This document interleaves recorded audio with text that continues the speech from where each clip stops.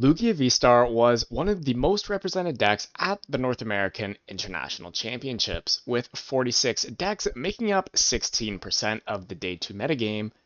None of them even made top 16. So in today's video, I'm going to be talking about why I still think Lugia VSTAR is one of the best decks in the current metagame.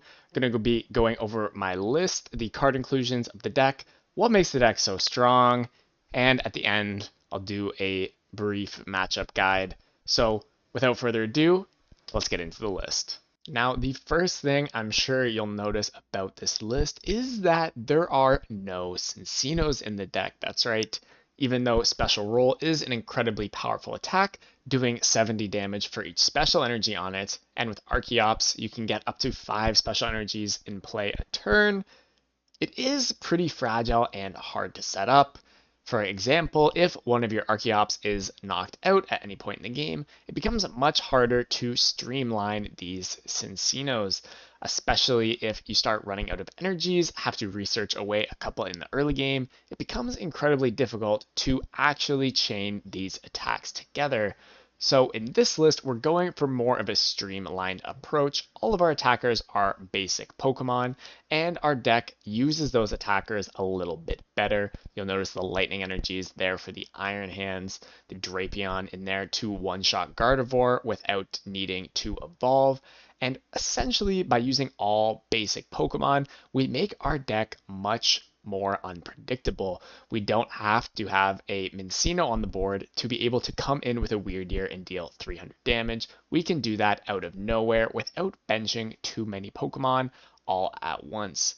This also makes it so that knocking out Archeops is much less viable, as long as we have a bunch of energies in play, we can move them onto a Wyrdeer at any point in the game. Now, this is a look at the list. Now that we've seen the list, I'm going to be talking about all of the one-of cards in the list and how to use them most effectively. The first card I'm going to talk about is Wyrdeer V, as it is most likely the most important one-of card in the deck.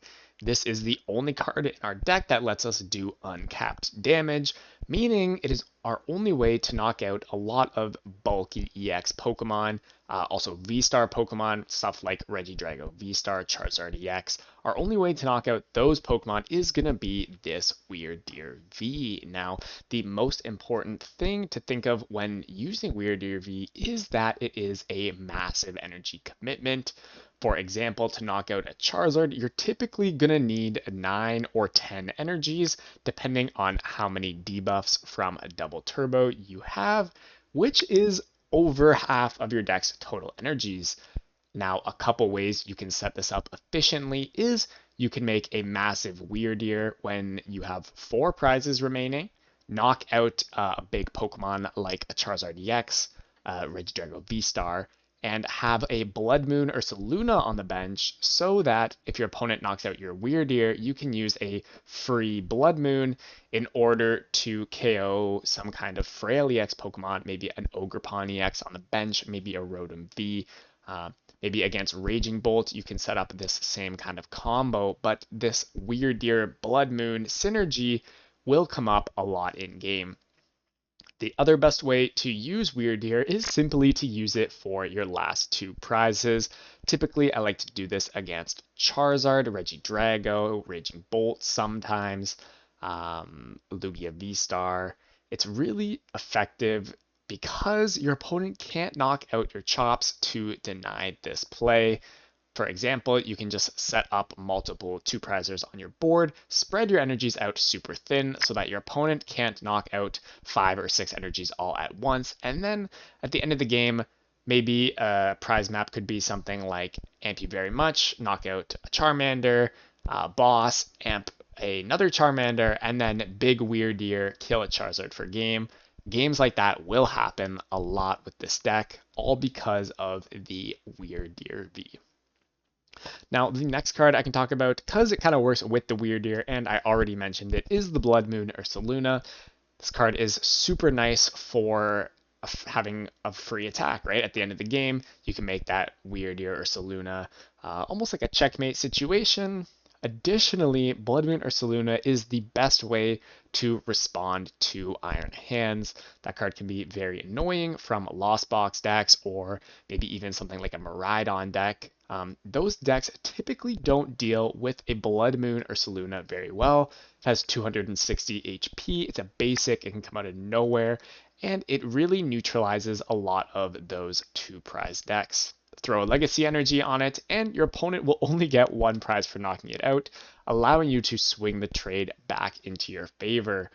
This card can also be incredibly good for banking energies for a big Weirdier play, as it has a massive HP and a pretty obscure weakness. There's not very many good fighting Pokemon in the format right now, so this Pokemon is very good at holding those energies for your Weirdier to come in and take a big KO.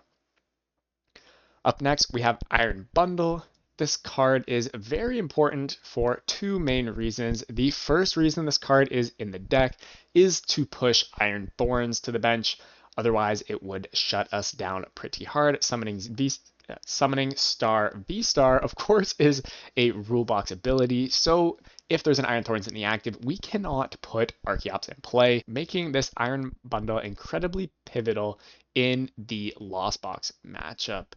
Now, additionally, this card is very good to force big Pokemon to the bench. Like I said, you don't really want to use Weirdier in the middle of the game, as it will cost you too many energies.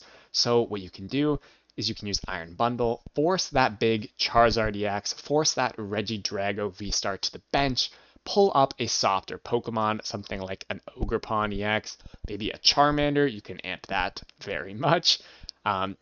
And it is really strong at not needing to have a boss's orders if your opponent can't set up 2 of these massive Pokemon.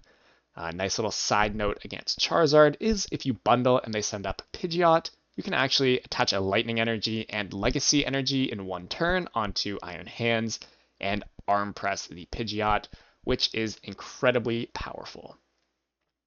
Up next, we got Drapion V. This card is pretty self-explanatory. We're killing Gardevoir EXs with it, hitting them with that dark weakness.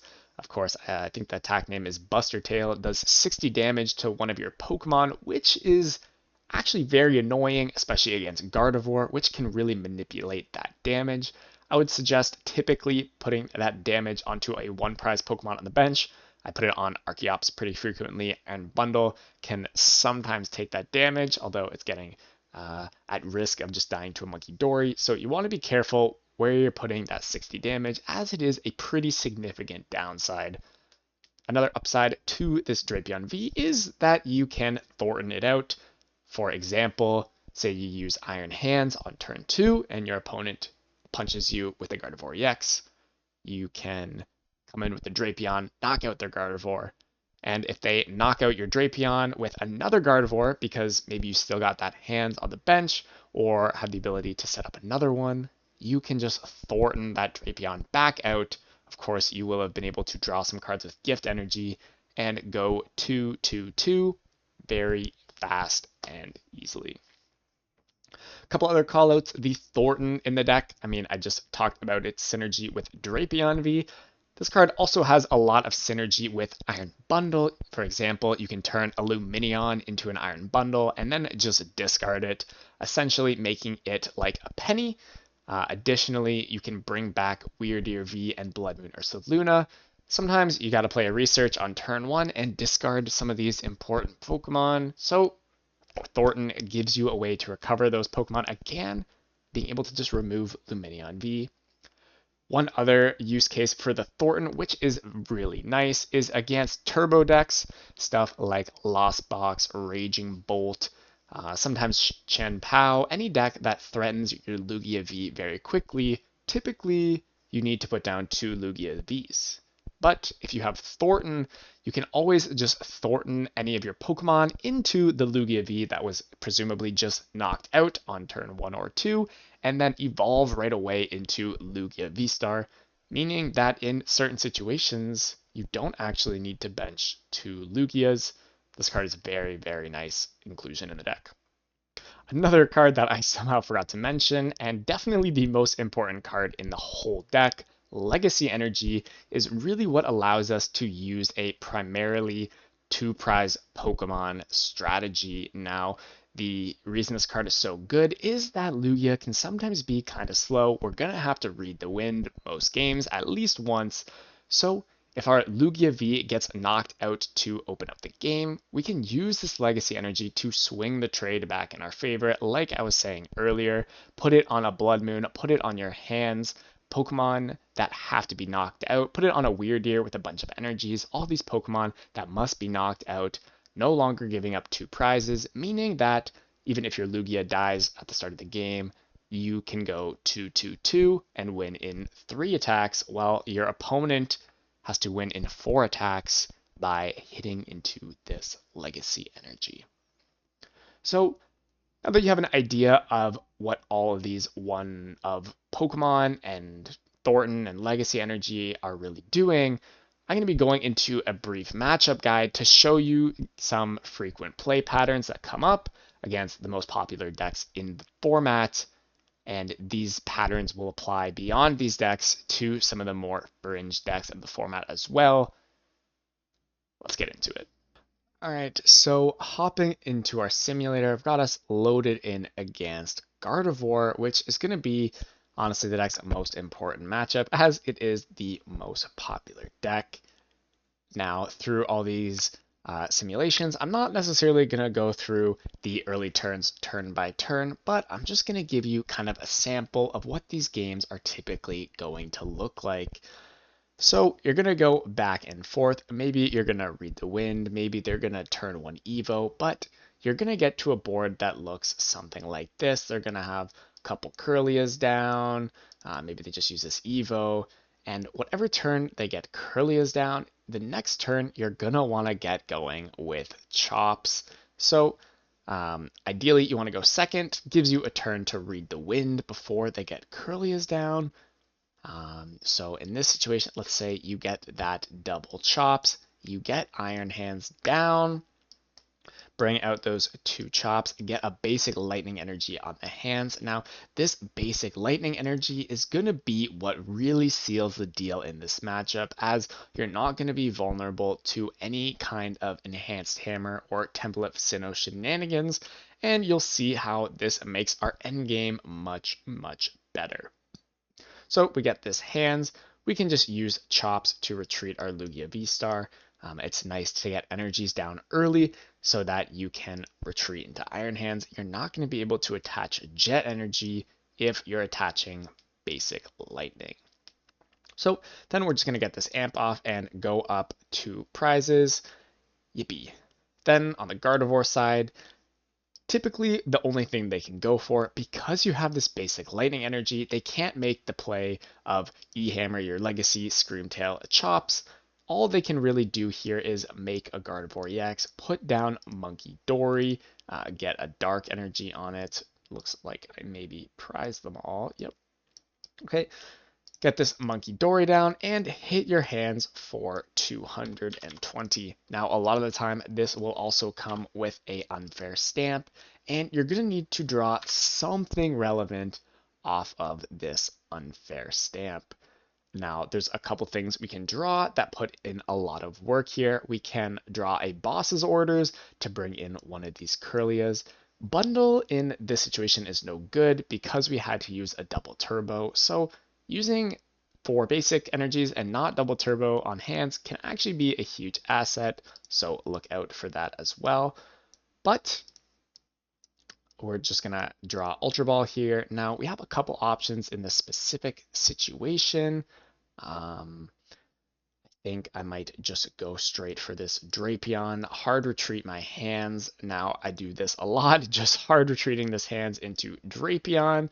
We're gonna get out our double turbo energies. Looks like we prize the rest of them.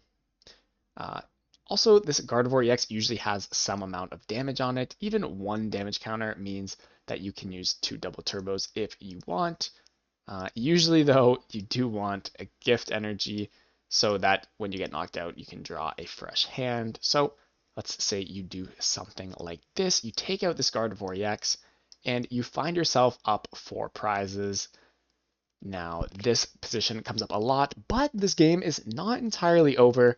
A lot of the times, what you'll see here, they'll make another Gardevoir EX. They'll get a second Monkey Dory down. Just pretend this Dark Energy is the Monkey Dory. Then they can kill this Hands and kill this Drapion in the same turn, putting them to 2 prizes and threatening to take out this Lugia VSTAR on the next turn. Now, another thing they can do here is use some kind of one prizer, maybe a Drifloon or Screen Tail, which is also completely fine as we still have our Legacy Energy in deck. So if they go for a one prizer option, we're going to need to just find a way to get a hands out and get this Legacy Energy. If they kill our Drapion, we get Gift Energy, which is even better. So we really created a near checkmate scenario, assuming we draw something somewhat playable off of this Gift Energy. Now, I talked about it before, but Thornton is going to be an amazing way to win here. Any out to Luminion gets us a Thornton, brings that Drapion back out, could also bring out the Hands if they used a one prizer, and we're just going to kill this Gardevoir again and go 2-2-2, wrapping up this game very quickly. Now, a lot of the times, if you go first, they whiff turn 1 Evo, you get turn 2 double chops, Iron Hands attack. You're going to just go up 4 prizes at the start of the game with Iron Hands. And this same prize map is going to happen on a very accelerated timeline where the Gardevoir player basically doesn't get to play the game.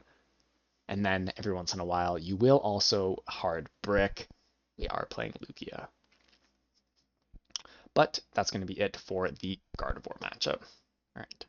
Hopping into our next matchup, we're going to be talking about Lost Box. Now, this matchup seems pretty bad on paper, but if you play it, you'll understand it's actually pretty straightforward and very winnable.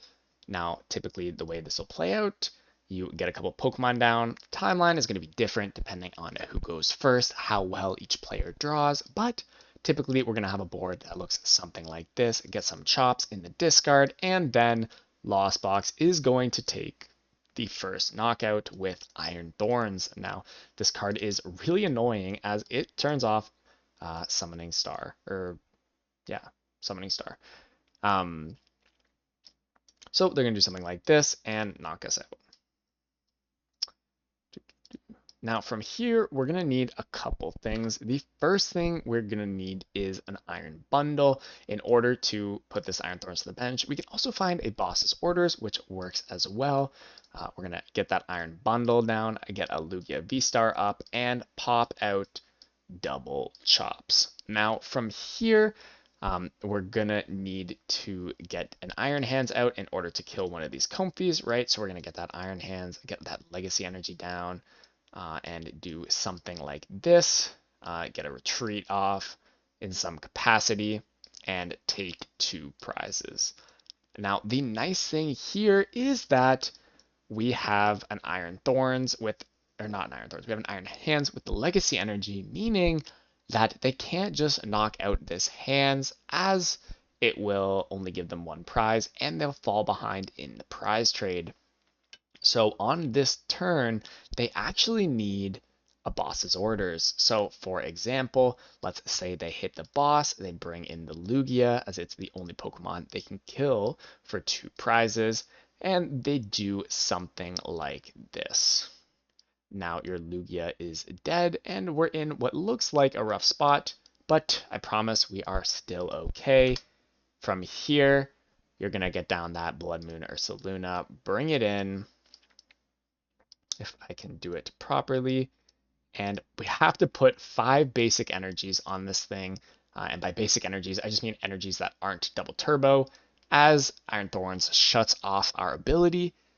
Ideally, we can weave in an Iono here. Ideally, we weave in an Iono every single turn of the game, but this one is the most important. And we're gonna, oops, sure.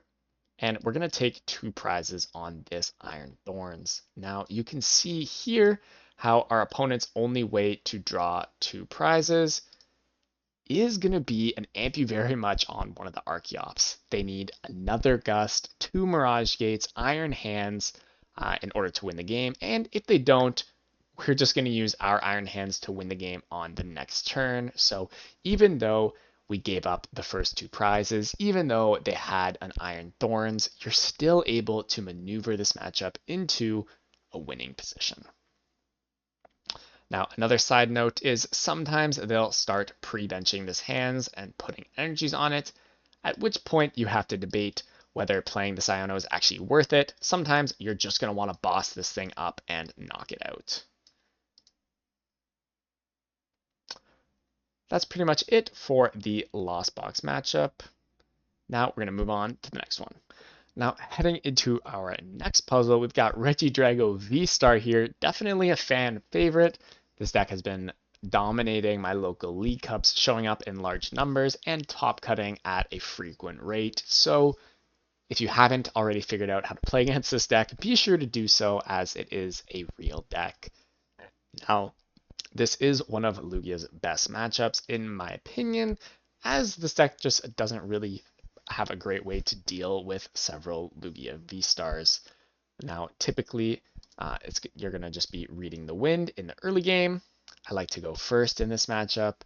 If you can get the chops down before they can get the Regidrago VSTAR up, it's going to be game over pretty quickly.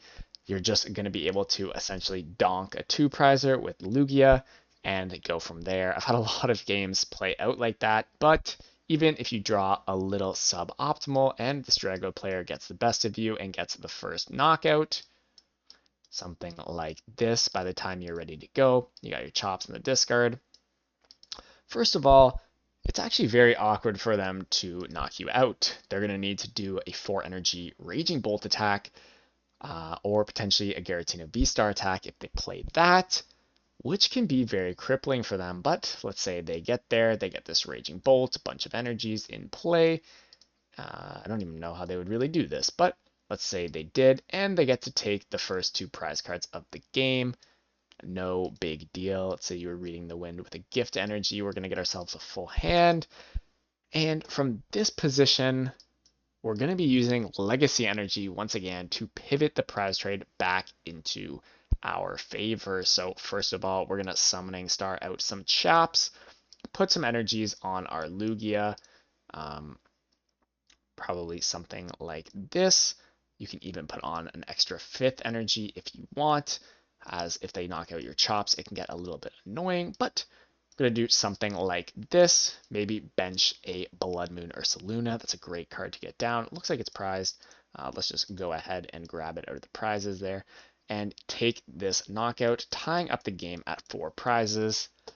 And now you can see how we have a pretty straightforward route. Maybe we've got an energy down here. A pretty straightforward route to winning the game, right? We're just going to knock out these 2V Pokemon, easy peasy, but our Regidrago opponent is going to have a much more difficult time, as we only have 1 Pokemon in play worth 2 prizes. So they're going to come in.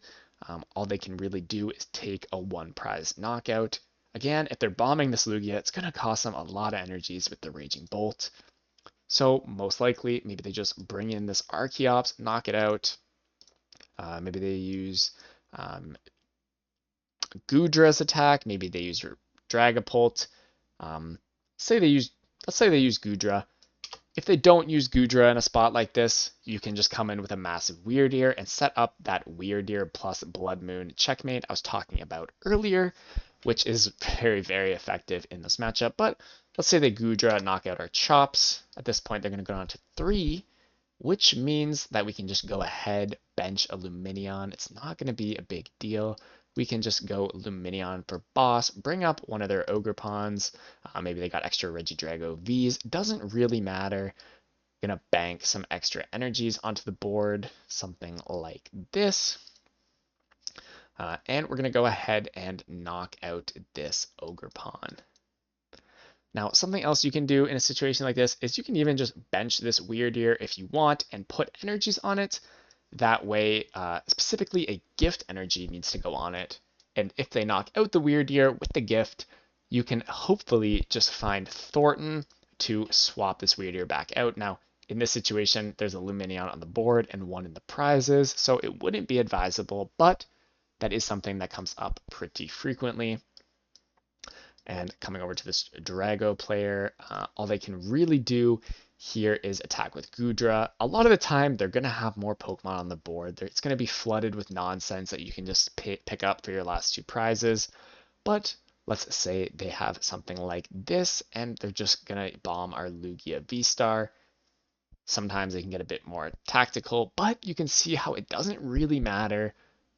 No matter what they do, we're going to have a way to take two prizes on our next turn, whether it be Weirdier or a Boss's Orders. Plenty of options for these last two prizes, but Blood Moon, Lugia VSTAR itself, and Weirdier are really going to be the cornerstones of this matchup, taking efficient knockouts, flood your board with energies. That way this Weirdier can come in. And sometimes you can even get this Regidrago with a Goodra attack if you have enough chops in play. Maybe they weren't able to knock any of them out. Even like a board like this, say they just like hit into this Lugia for 200 with Goodra, we can actually just knock them out with Weirdier. If we get like a Jet Energy, bring it up into the active, chops for 2 double turbos, and move all these energies up, we're going to have more than enough damage to one-shot this Regidrago, and you can really see how explosive this Weirdier can be. We got 1, 3, 5, 6, 10, 14 energies. Minus 80 is going to be minus 2 energies, so 12 times 4. This Weirdier is doing 480. You definitely don't even need this many energies to get there, and you can even just bomb straight through this Regidrago at the end of the game. Let's see a Cincino do that out of nowhere. All right, now the last matchup I'm going to talk about today is going to just be the classic Raging Bolt Ogerpon, just to give you guys a sense of how this list plays against some of the turbo decks in the format. You know, this could be a Raging Bolt deck, this could be a Miraidon deck, this could be a Gouging Fire deck, right? These basic 2-prize decks that come out swinging really quickly. Also decks like Champao somewhat. Just to give you guys a sense of how these matchups kind of play. Now, of course, your Lugia V is going to be under pressure very quickly in this matchup, so you're going to want to get down 2 if possible. If not, we're going to be relying on some kind of Thornton play to bring that Lugia back and make a V-Star. Now, the good thing about these kind of turbo decks is you can be reasonably confident that you're not going to get hand disrupted, so you can kind of plan your turns together in advance. Of course, against these turbo decks, you're going to want to go second, not get your only Lugia donked, get to read the wind, get your chops going, and have a good time. Right, so they're going to go ahead, they're going to flood their board with a bunch of nonsense, lots of free 2-prizers, and then they're just going to bomb our Lugia. Let's say they have the most broken start in the history ever. It doesn't really even matter. And they bonk our Lugia on turn 1. Now, there's a few things we can do in this situation. Step 1 is going to be to get some chops in the discard and get them out. Sometimes you can make this matchup work with only 1 chops, depending on how your turns play out. Blood Moon is an incredible resource. So, for example, you know what? Let's say that you only get 1 chops here. Blood Moon's going to be 3 energies, so we go Jet Energy, bring this guy in. Maybe we bench some other guys. Maybe we bench Iron Bundle. Sure, why not? And just get some energies on this Blood Moon. We put Legacy Energy on here, as is a common theme across many matchups, and we're going to get to knock out this Raging Bolt. And you can already see how this matchup's following that 2-prize pattern, but now we just have this Blood Moon, which is going to swing the prize trade in our favor. If they don't kill it, we're laughing. It's going to come in, take more knockouts. So they'll likely just knock this thing out, go down to 3 prizes. And from here, we have now taken the lead. We can use Lumineon for Thornton. Whoops, it looks like I actually prized the Thornton, but you can Lumineon for Thornton, bring back this Blood Moon Ursaluna, put some energies on it. You're going to want to gift energy on there. And now we get to clear another 2-prizer with Blood Moon Ursaluna. Thornton really puts in work in these games where you only have one chops and can't necessarily use Weirdeer. And our opponent, once again, is going to come in, one shot our guy, going down to one prize. At which point we can just win the game with a Lugia attack, you know, something like this, and boss in Squawkabilly for game is gonna work very well. Now, these attacks could have happened in any order. Maybe you boss attack with Lugia on the first turn, then weave in this Blood Moon later. It doesn't really matter as long as you go 2-2-2 against these decks while using Legacy Energy to deny them 2 prize knockouts. You're going to have a good time. Now, that's going to be it for my Lugia VSTAR video. I hope you guys found this video informative. If you have any questions about how the deck works, some of the card inclusions, some specific matchups, feel free to let me know down in the comments. And if you want a full in-depth guide on how the deck works, maybe you have some more extensive questions, I do offer coaching over on Metafy. My link for that will be in the description below, or you can feel free to reach out on Twitter as well. But other than that, I will see you guys in the next one.